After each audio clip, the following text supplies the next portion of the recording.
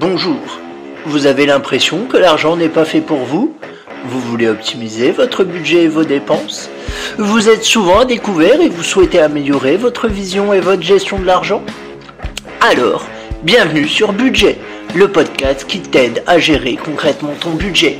Définition, réflexion, technique, je vais vous donner mes clés pour dépasser vos croyances limitantes liées à l'argent et pour optimiser votre budget.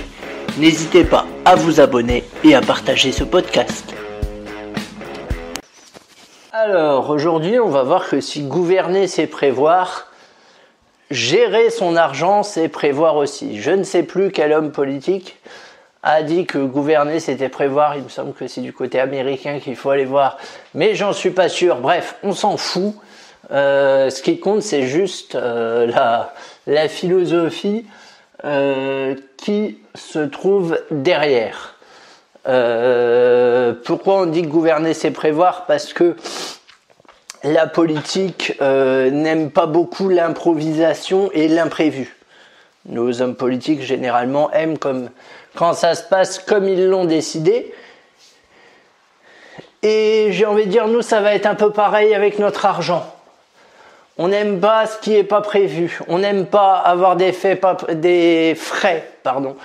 prévus. On n'aime pas avoir des dépenses pas prévues. Alors bon, après ça peut arriver, hein, mais globalement, on aime que tout se déroule comme on l'a décidé. Et pour que tout se déroule comme on l'a décidé, il faut, vous l'aurez compris, le décider. C'est-à-dire qu'il faut prévoir les choses que vous allez dépenser, que vous allez acheter. Alors pas forcément pour tout, hein, mais voilà. Déjà, il y a deux façons de le faire. Il y a au mois et à l'année, et on va voir ça tout de suite.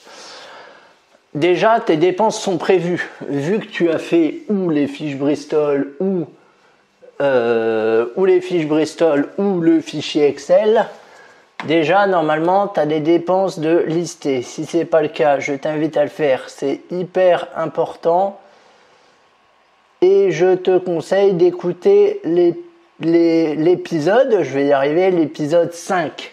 Faire son budget mode d'emploi. Tu peux écouter l'épisode 5, 6, 7, 8. Écoute-les tous de toute façon. Dès que tu as budget dans le titre, tu peux écouter.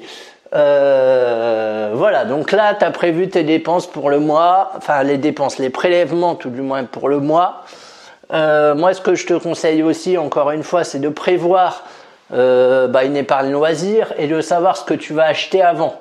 Comme ça t'évitera de commettre des impairs ou de dépenser des sous dans des choses que tu n'as pas prévues, comme par exemple un paquet de Mars, tiens je vais l'acheter. Voilà. Est-ce que les Mars sont indispensables? Je ne sais pas, j'aime beaucoup les Mars, mais je ne crois pas.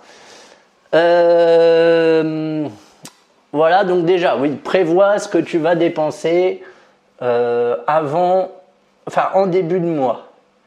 Comme ça, tu as une vision claire des choses. N'oublie pas que même ton argent de loisir, tu peux aussi en épargner une partie, 5 euros, 10 euros, voilà, c'est vite fait.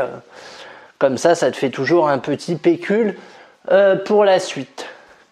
Maintenant, on va voir un peu sur ce qui se passe annuellement. Moi, ce que je te conseille en début d'année, devant une feuille et un papier ou un ordinateur, comme tu veux, liste les grandes dépenses que tu auras à faire dans l'année. Alors, ça peut être les dépenses de tout type que tu sais que tu vas faire dans ton année, ce que j'appelle les dépenses récurrentes. Ça peut être les vacances, ça peut être les concerts, s'il y a des concerts que tu veux aller voir. Ça peut être, des expos. Si tu sais que tous les ans tu fais le salon de l'auto, bah voilà, tu te le comptes, ou le salon de l'agriculture, ou je ne sais quoi. Tu vois à peu près combien tout ça coûte. Tu fais une moyenne, hein, grosso modo. Voilà. Et du coup, tu vas savoir combien il te faut pour tes projets. Alors ça peut être, comme je dis, des projets vacances, des projets loisirs, mais même des projets professionnels. Si par exemple tu es auto-entrepreneur et que dans l'année 2020, mettons, l'année prochaine, 2020, tu dois changer d'imprimante, par exemple, ou j'en sais rien moi, faire des cartes de visite ou des choses un peu plus chères, ou par exemple tu dois faire appel à un prestataire parce que tu as besoin qu'il te fasse ton site web, par exemple, ce qui est une prestation qui peut coûter quand même assez cher. Moi, ce que je te propose, c'est ça. C'est en début d'année, tu calcules tout et ensuite tu divises par le nombre de mois, ta somme, et ensuite par le nombre de jours. Comme ça, tu vois combien tous les mois tu dois économiser pour tes projets.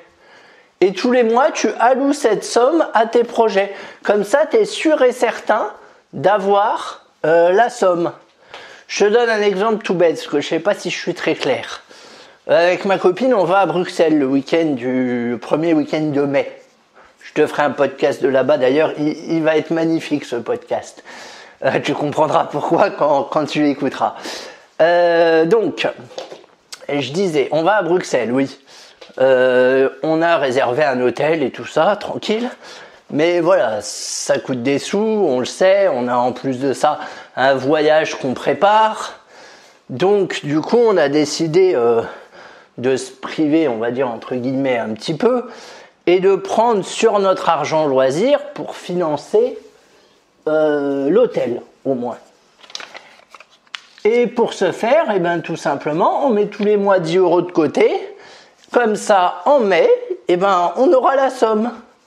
Tout simplement. 10 € par mois de côté, ça va, c'est pas infaisable. Et au moins, ça fera toujours ça de moins à dépenser une fois qu'on sera là-bas. Voilà, c'est tout bête, mais on l'a prévu à l'avance. Et du coup, ça va pas amputer notre budget épargne, notre budget voyage et tout ça. C'est vraiment un truc en plus. Et si on ne l'avait pas prévu, on aurait pu le financer, mais il aurait fallu qu'on touche au matelas de sécurité, il aurait fallu qu'on touche au truc voyage, et ça on veut pas. Donc encore une fois, tout est vraiment une question de choix. On y revient, mais je sais que je suis chiant avec ça, mais c'est la réalité. Voilà, donc gouverner c'est prévoir. En début d'année, liste les choses que tu aimerais bien faire, les choses que tu aimerais bien acheter, et essaye de prévoir, d'étaler ces dépenses-là sur plusieurs mois. Comme ça, ça passe mieux. C'est ni plus ni moins que le principe de la mensualisation pour les impôts. Enfin, maintenant, on est sur le prélèvement à la source. Mais c'est la même idée. C'est l'idée que c'est plus facile de payer tous les mois une certaine somme plutôt que d'arriver à la fin de l'année et devoir sortir 1500, 1000, voilà. Si tu payes 1200 d'impôts, mettons, je dis ça parce que ça tombe juste et ça m'arrange, voilà, tu verses 100 € tous les mois, c'est peut-être mieux que de verser 1200 d'un coup, c'est peut-être plus facile, après ça dépend des personnes, mais moi je sais que je préfère verser 100 € par mois. Voilà, j'espère que cet épisode t'a plu, était un peu court, mais voilà, c'était tout ce que j'avais à dire sur le sujet. Je te dis à très vite.